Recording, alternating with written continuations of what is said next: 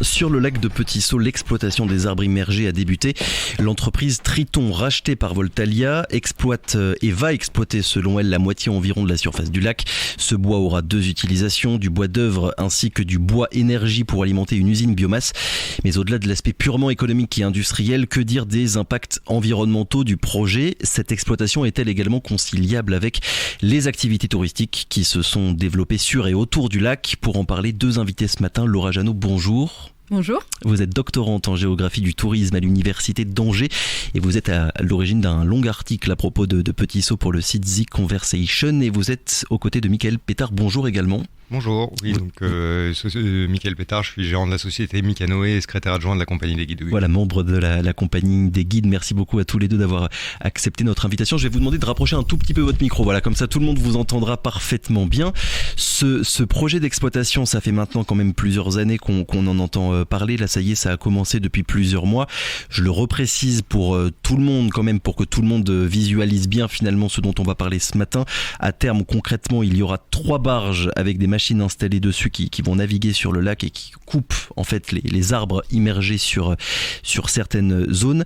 Laura Jeannot, déjà, comment est-ce que vous en êtes vous à arriver, et on va commencer avec vous, à vous intéresser à ce qui se passe à Petit-Saut? En fait, mon sujet de recherche questionne l'écotourisme et cherche à savoir si l'écotourisme peut être un facteur de développement durable des territoires. Donc la Guyane m'intéresse beaucoup puisque c'est un département français. La France est le pays le plus visité du monde et pourtant on ne parle jamais de la Guyane qui a une richesse en termes de biodiversité qui est juste exceptionnelle. Initialement, mon sujet de thèse concernait principalement le parc amazonien et ses phases, suite à une première recherche sur le terrain en fait, où j'ai découvert le lac de Petit-Saut et où du coup forcément je me suis intéressée à ce qui s'y passait puisque c'est un cas d'école particulier en fait entre des activités touristiques, écotouristiques et cette exploitation de Triton. L'écotourisme d'ailleurs, c'est quoi la définition du concept ? Alors l'écotourisme, c'est un tourisme qui répond aux enjeux du développement durable. Donc on est vraiment sur une utilisation et une rencontre, on va dire plutôt passive de la nature avec les animaux principalement. Et on reviendra évidemment dans quelques minutes sur les conséquences environnementales que vous redoutez. Mickaël Pétard, de votre côté, vos relations avec Triton, ça se passe comment ? La position de la compagnie des guides sur ce projet-là, c'est quoi en quelques mots ? Alors la position de la compagnie des guides aujourd'hui, elle est de discuter avec Triton. On voit, entend beaucoup de choses, notamment à travers les réseaux sociaux. Aujourd'hui, la compagnie des guides, elle a choisi d'ouvrir la discussion grâce en partie au comité du tourisme et à Monsieur L'Ouest avec Triton dans le but de conserver un maximum de zones pour que ce soit tant pour le paysage que pour nos activités touristiques. Et donc on a estimé que sur une surface qui faisait 3,5 fois la taille de Paris, on pouvait relativement aisément concilier deux activités qui sont différentes. Après, on a toujours une difficulté de voir arriver un industriel sur un site touristique, c'est toujours forcément un peu compliqué. Vos relations, ces discussions-là, elles se passent comment depuis que vous avez commencé à parler avec eux ? Alors elles ont été un petit peu compliquées au début, on a réouvert la discussion, comme je disais, grâce au comité du tourisme. Depuis, on a une relation, on va dire, cordiale d'entente et de partage d'informations. Et l'objectif, comme je vous disais, c'est de pouvoir réduire des zones et de faire de la préservation pour les opérateurs. Oui, parce que selon Triton, voilà, je le précise pour tout le monde, la zone de récolte, comme ils disent, donc les endroits qui vont être exploités, ça correspond à 145 km² sur les 365 km² du lac. L'entreprise explique que les zones les plus riches en termes de biodiversité ne seront pas exploitées. Du coup, Laura Jeannot, pour quelles raisons est-ce que vous dites, je cite l'article que vous avez écrit, la disparition des bois morts provoquerait un bouleversement majeur du paysage et des écosystèmes. C'est quoi exactement la menace ? Effectivement, déjà visuellement, ce qui fait aussi tout l'attrait touristique du site, c'est aussi le fait de son originalité paysagère. Déjà, ça c'est la première chose en termes de tourisme. Mais c'est aussi que ces bois, ils sont utilisés par les oiseaux principalement. La faune a repris ses droits sur ce lac. Et forcément, une activité industrielle va forcément bouleverser. Après, on n'a pas la certitude de savoir comment ça va se passer à l'avenir. Mais on peut penser qu'effectivement, notamment sur les loutres géantes, et c'est tout le travail qu'a fait l'OFB, ça va forcément avoir un impact. C'est des animaux qui supportent pas le dérangement. Donc évidemment, le tourisme aujourd'hui tel qu'il est pratiqué ne dérange pas les loutres. Touristiquement, d'ailleurs, ça représente quoi le lac de Petit-Saut aujourd'hui pour vous ? Aujourd'hui, moi, alors à titre personnel, c'est en gros 95% de mon chiffre d'affaires. Et de plus en plus, même auprès de mes collègues qui le constatent, ça fait 2-3 ans que Petit-Saut devient la première demande de Guyane. On est en train de passer devant Caux et les îles du Salut, par exemple. Pour quelle raison il y a eu ce changement-là, on va dire, d'intérêt de la part du public ? Alors, je pense qu'il y a une partie qui va être, on va dire, photographique, parce qu'on y rencontre la même faune que partout en Guyane. La grosse facilité qu'on a à Petit-Saut, c'est que la faune est accessible depuis l'eau, donc facilement visible, plus facilement qu'à pied en forêt. Et du coup, il y a beaucoup de photos qui circulent et qui donnent un attrait à ce lac particulièrement. Et dernièrement, l'activité Triton fait que les gens veulent voir Petit-Saut avant que tout soit coupé, quoi. Il y a une crainte en fait finalement que ce paysage qu'on voit et qu'on connaît en Guyane depuis maintenant une trentaine d'années vienne à disparaître et donc on profite finalement de ce qu'il en est aujourd'hui. Tout à fait. Alors après on a le temps de voir quand même, mais aujourd'hui oui, les gens ont cette crainte et veulent voir Petit-Saut avant le changement. Pour tout vous dire, on est allé voir il y a quelques mois ce que fait l'entreprise sur place. La directrice des affaires publiques de Triton nous avait expliqué que leurs activités avec les vôtres, en tout cas celles des opérateurs touristiques, étaient conciliables. Vous en pensez quoi véritablement ? Là, l'exploitation, elle a déjà commencé. Ça se passe comment et à quel point finalement ça peut déjà et ça pourra handicaper ce que vous faites sur place et sur le lac ? Alors aujourd'hui, à l'heure actuelle de l'exploitation, notre plus gros impact pour le moment, là il travaille sur un secteur qui est vraiment à l'entrée du lac, à proximité du chenal, c'est le bruit. C'est clairement, je leur jette pas la pierre, on sait pas faire des machines qui soient silencieuses, mais clairement aujourd'hui c'est le bruit. Et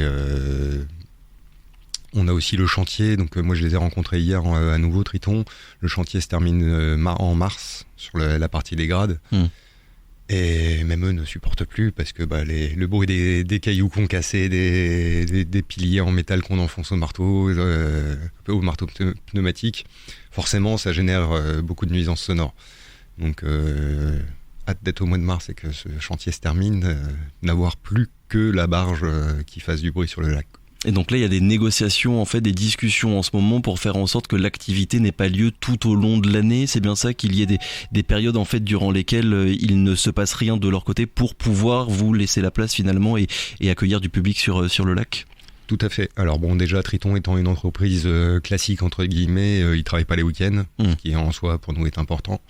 Et on essaye de négocier qu'ils profitent des vacances scolaires pour faire tout ce qui va être maintenance de leurs machines, etc., et ne pas être sur site pendant les périodes de vacances scolaires qui représentent quand même pour nous un temps précieux avec nos clients.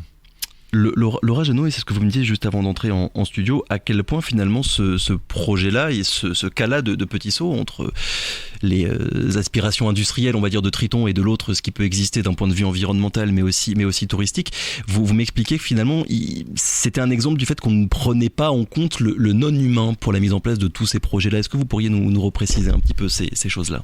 Effectivement, aujourd'hui on est en 2024 et on se rend bien compte que l'état écologique du monde dans lequel on vit est clairement en déclin. Et c'est vrai que ça se mobilise de plus en plus, les consciences écologiques, etc. Mais ça ne va pas encore jusqu'à la prise en compte du non-humain dans ce type de développement. J'ai envie de dire presque, s'il n'y a plus de loutres et si ça impacte la faune, on essaye de faire en sorte de réduire le truc, mais ça serait un dommage collatéral qui serait finalement pas très grave. On privilégie toujours l'économie plutôt que la biodiversité. Et on se rend compte que ça ne fonctionne pas. Malheureusement, c'est toujours plus compliqué que ça. Mais il y a de plus en plus, en tout cas en métropole et en Occident, une volonté de prise en compte du non-humain dans les décisions politiques et dans les décisions en termes de développement territorial. L'écotourisme est une réponse à ça. Le tourisme ne peut pas tout solutionner, évidemment. Mais en tout cas, c'est vrai que là, pour le coup, le lac de Petit-Saut est un cas d'école particulier pour questionner ces confrontations de rapport à la nature. La loutre, finalement, évidemment, on en parle beaucoup parce que c'est peut-être ce qui est le plus symbolique de la biodiversité de Petit-Saut. Mais d'un point de vue scientifique, on a quoi comme données pour dire voilà ce que représente Petit-Saut en termes de biodiversité et d'écosystème? Est-ce qu'on a des données suffisamment balèzes à ce niveau-là qui veut répondre là-dessus? Alors, on a une note qui est une synthèse de l'avis de l'OFB qui aujourd'hui a arpenté 63 km² du lac, donc potentiellement une petite partie sur les 365, et a identifié, de mémoire, ça doit être quelque chose comme 78 individus. Donc sur une extrapolation moyenne, alors c'est toujours pareil, une extrapolation, on n'a pas de comptage complet de la loutre géante d'Amazonie sur le bassin amazonien. On estime entre 4 et 8 000 individus, ce qui même en chiffre haut à 8 000 individus reste 3 fois moins que le rhinocéros blanc dont on parle beaucoup plus. Mais sur une extrapolation moyenne, c'est-à-dire on n'est pas sur des chiffres hauts, on estime jusqu'à 450 loutres sur le lac. Donc si on prend le chiffre bas des 4000 loutres restantes, on est à 10% voire plus uniquement sur le lac. Donc ça n'est pas un milieu vide et à l'abandon comme on peut parfois présenter les choses. L'argument qui revient au final, c'est de dire on a immergé cette zone il y a une trentaine d'années, ça a été une catastrophe environnementale, là pour le coup tout le monde, j'ai l'impression, est d'accord sur cet aspect-là des choses, et voilà, il y a tout ce bois finalement qui est là et qui est stocké et qui ne s'est quasiment pas dégradé, donc en fait autant en profiter pour en faire quelque chose. Vous en pensez quoi de cette vision des choses, Laura Jeannot? Alors, mon avis personnel, c'est que cet espace, il n'est pas du tout vide. Bien au contraire, hein, les animaux ont repris leurs droits. Il y a une population assez importante de jaguars. Hein. D'ailleurs, en Guyane, si on veut voir le jaguar, il faut aller à Petit-Saut, partir avec des prestataires pour... en tout cas, c'est ce qui se dit. Il y a énormément de faune sur le lac. C'est pour ça qu'on développe des activités touristiques. Donc, il n'est pas vide. Voilà. Il est effectivement recolonisé par les non-humains et également les prestataires qui travaillent dessus. Depuis 20 ans, presque maintenant. Donc ça veut dire que malgré ce qui s'est passé il y a une trentaine d'années, en fait, peu à peu, la nature a fini par reprendre ses droits. Il y a une nouvelle activité, je ne sais pas comment est-ce qu'il faut dire, de la biodiversité qui s'est remise en place. Ouais, et c'est ça aussi qui est intéressant avec Petit-Saut, c'est de se dire que finalement, un espace qui a été détruit par l'homme arrive à se régénérer, en tout cas, à fonctionner différemment. Et donc on n'est plus sur cette perception de la nature sauvage pas du tout impactée, et bien au contraire. Et donc c'est aussi intéressant à questionner, de voir comment tout ça fonctionne et comment on arrive à développer des activités touristiques finalement de base sur un espace qu'on a complètement noyé, où on pensait pas du tout faire ça, quoi. Je continue de citer votre article, Laura Jeannot. Les bois ennoyés jouent un rôle majeur dans l'équilibre du milieu. Ils limitent les vagues sur le lac et donc l'érosion des berges. Est-ce que vous pourriez nous expliquer un petit peu ce point-là et cet aspect-là ?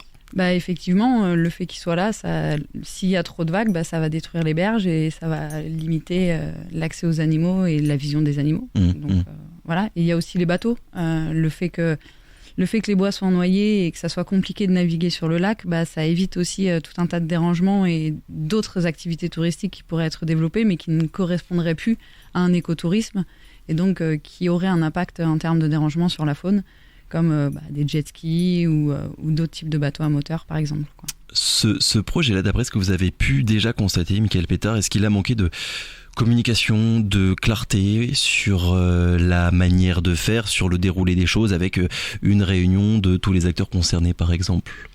Alors oui, on a manqué clairement d'informations. Concrètement, les articles, les arrêtés préfectoraux et autres documents administratifs sont assez compliqués à trouver.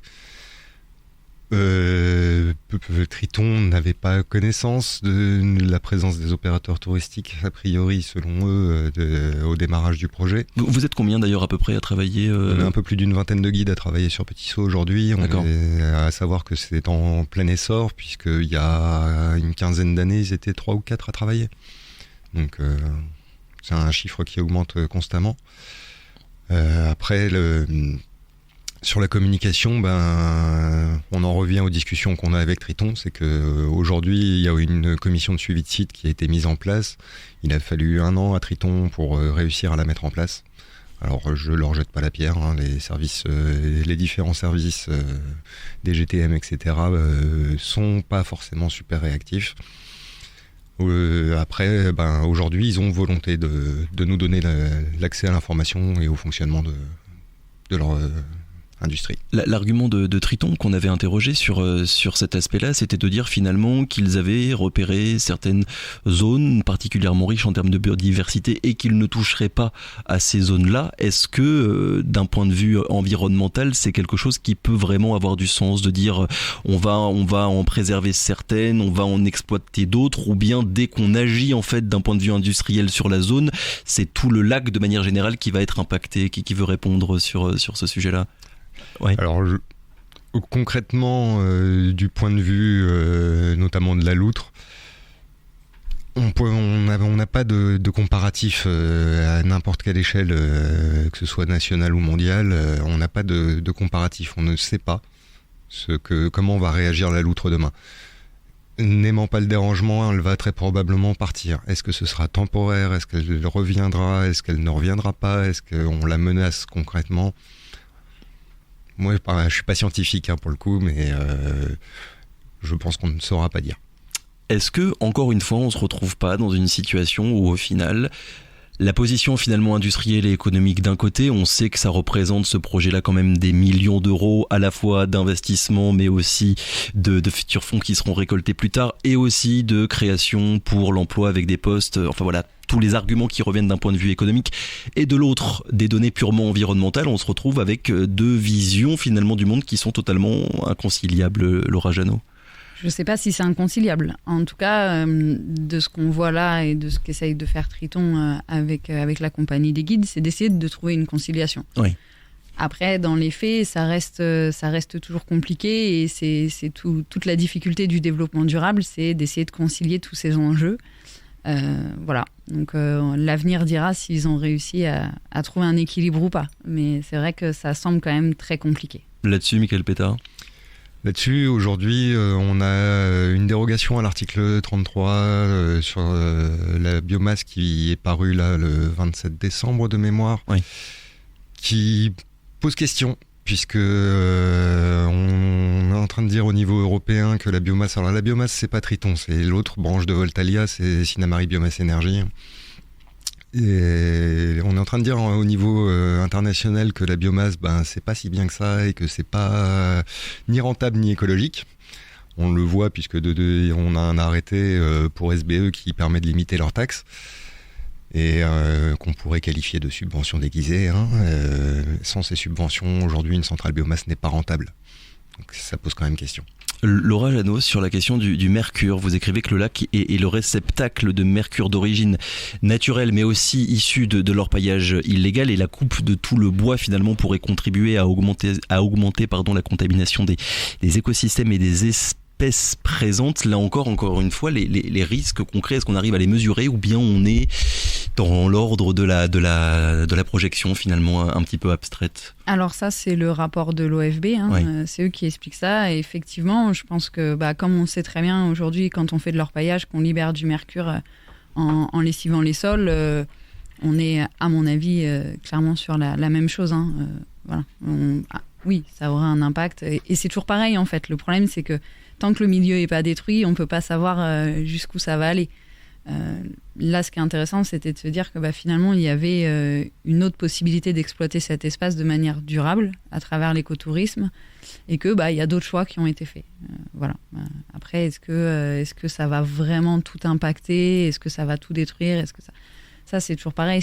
Oui, on mesure après coup finalement toujours, ce qui est fait en termes d'activité humaine. En tout cas, on sait que jusqu'à maintenant, ça ne fonctionne pas. Donc, est-ce que là, ça va fonctionner? Je ne pourrais pas te dire. Dernière question, on a parlé de Triton depuis tout à l'heure et de l'exploitation du bois, mais pour tout le reste, Petit Saut, tout le monde le sait, il y a aussi énormément de fréquentation des orpailleurs, des braconneurs également. Michael Pétard, sur toutes ces questions-là, est-ce que vous avez certaines inquiétudes, on va dire, sur l'avenir de Petit Saut?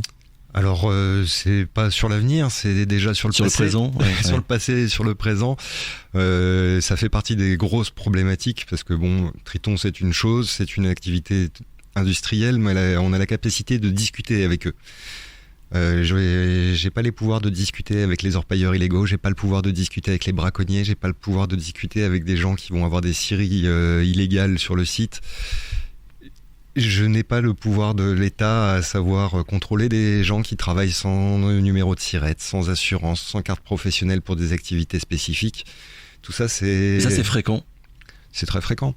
C'est très fréquent. Mais c'est l'objet d'un autre article qui va sortir prochainement dans le Courrier de la Nature, où il est question de la légitimité de l'État sur le territoire national, en sachant qu'il ne gère ni l'orpaillage, ni le braconnage, ni les entreprises. Donc là, on parle de la gendarmerie, de l'ONF, de l'OFB, de la DIECT et de Jeunesse et Sport.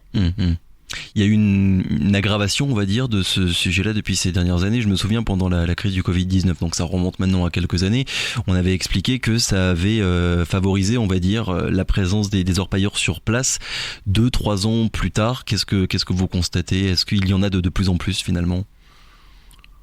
Alors je ne saurais pas dire s'il y en a de plus en plus, on les croise fréquemment au dégrade, on les voit charger des centaines de litres d'essence, des tonnes de bière pour les fêtes et on voit même des fois les militaires qui les aident à pousser leur pirogue. Donc quand je vous dis on se pose la question de la mission de l'État, quand on voit des militaires qui aident les orpailleurs à pousser leur pirogue, quoi.